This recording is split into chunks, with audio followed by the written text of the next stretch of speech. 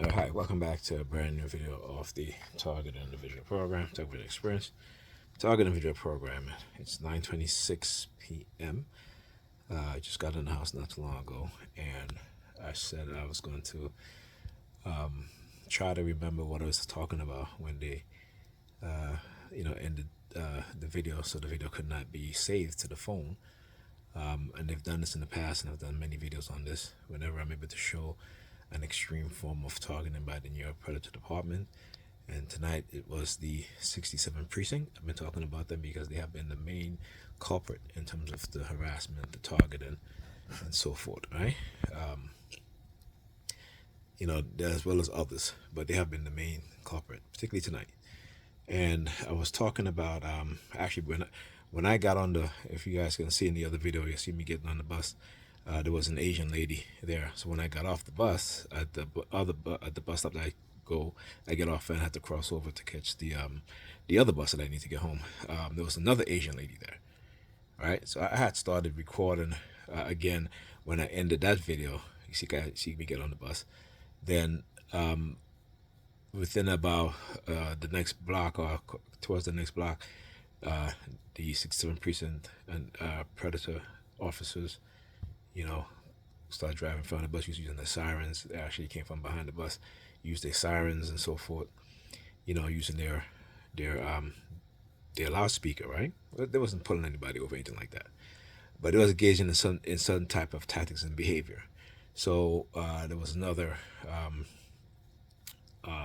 went a couple distance. Then one of the predator police officers ended up parking their car in the bus stop. I think it was New York Avenue, if I'm not mistaken. And they literally was on the wrong side of on the wrong side. Their car was facing, coming towards on how oncoming traffic would be traveling. So their car was facing towards oncoming traffic, right? And they turned their vehicle to where they're kind of like slightly, they kind of at an angle in the bus stop, right? And so I was like, okay, I'm like, wow, they're really going on tonight, man. And it was a lot. It really was a lot. And they had the bus crowded because they thought that I wouldn't be recording, so they had the bus crowded. A lot of people in the bus, a lot of people with carts, right? Carts and and stuff like that. So barely anybody could come into the front. People was tripping just to get into the front because they had to do they were one of these tall walkers, and he was just like, and I'm just like, come on, man, like common sense stuff, right? So people were literally tripping to get on the bus and causing a whole bunch of ruckus, right? So when I got off the bus, I was talking about how also talking about what happened when I got home last night. When I got home yesterday, my sister, I guess she was cleaning, and she unplugged the cable, right? And so I walked in the house, and she's like, the cable is off. I'm like, the internet is off. I'm like, what do you mean the internet is off? She's like, I was cleaning. I said, well, why every time you clean, you do this. Every time you clean, you always unplug shit or disconnect something, So, I ended up taking a look at it, and the coaxial cable, came loose. So I had to end up tightening it back up and such. But anyway, so a couple of minutes later, I'm in my bedroom, right? She comes into my bedroom to show me the cable bill. I'm like, why are you showing me the cable bill? All right. why you come into my bedroom showing me the cable bill? Because I gave her money to pay the cable bill and also for rent. So I don't, so I guess maybe they were trying to manipulate me into giving her more money because so I asked, I said, did you pay the cable bill? She was like, no. And I'm like, well, why not? You know what I'm saying? But, like I said, they find ways to try to exploit you or try to extort money from you. And it's sad that family members would do this, right? But, when they're part of a cult, right? A destructive cult, this is what they do. This is their tactics that they'll do. And so I was talking about that, and then she came back. I went into the kitchen, and she started talking about they're taking away they're taking away people social security number and so forth and so forth, and she talked about people are moving back to it to their country, and creating and starting businesses. I said, well, if I was going to move, I'll move to China, just to, just fucking with them, of course, because they don't want me to go to China. You want to know why? Because if they get access to the microchip, you know what I'm saying, then what? So it's always this threat, right?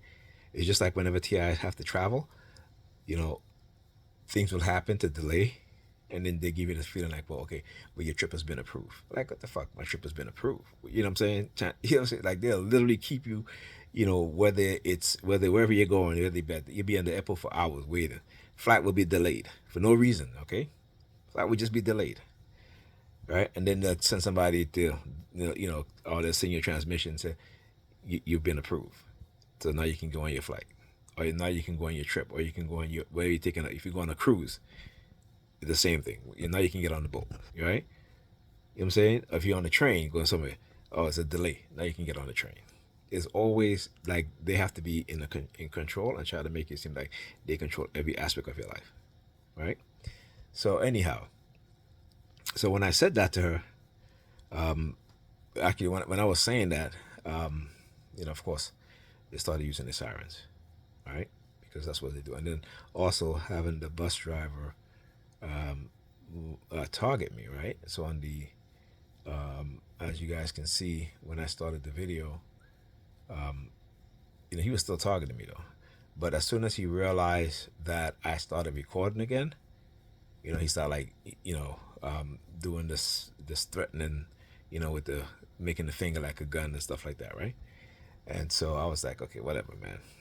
I'm still going to record. I'm still going to expose what it is that they're doing. But I want you to understand how criminal they are. And they are criminals. And they're hiding behind their badge and a gun and their uniform. Right? But they are the criminals. And like I said, their time is going to come. Right? Because I keep telling them my purpose is greater than theirs. No matter what they do, who they send, whatever lie, accusation, whatever, I'm going to confront it head on. Right? But you see, they don't want you to defend yourself, because once people believe in their lies and their narrative, their false narrative about you, then they're not going to give you a chance to defend yourself, right? They're not going to give you an opportunity to expose their lie. So we as TIs who are doing what we're doing, we're very fortunate so far to be able to continue to expose them, right? And I think that we are being allowed to expose them. No, again, there are people out there who know that what's going on. They're trying to what is called a silent revolution, okay, a silent takeover, and this is the religious right. And they have infiltrated within the society to engage themselves, and a lot of it is the liberal force too, because they're pushing social agenda with their junk science also. And it is like I said, when people are in positions of authority, people have power, money to manipulate, to create the society that's in their mind that they want to create. They don't account for care about the people who don't have power, who don't have wealth, because their power comes with their wealth, understand, and their influence. And so, like I said, people need to stop voting for these wealthy politicians. Put candidates who are going to do the work for the people, who are going to move this nation in a progressive way, but not in an extreme fashion. Okay? And so, how do you do that? Is that you need people who are more center balance, not extreme right, extreme left. This is why we're having so much issue today, because people have moved away from the center. Right? So there's no compromise. There's no rationale to compromise with the other side. All right? So, it is how this nation is moving in a direction that is going to lead to its rapid decline. We've seen this before. This is nothing new.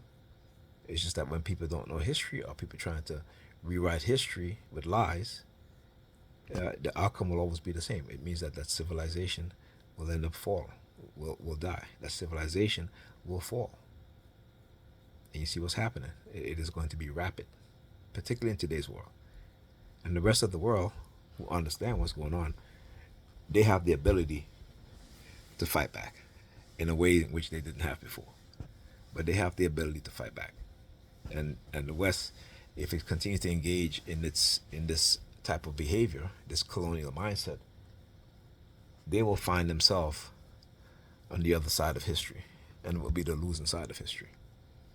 All right. So I'll talk to you guys in the next video.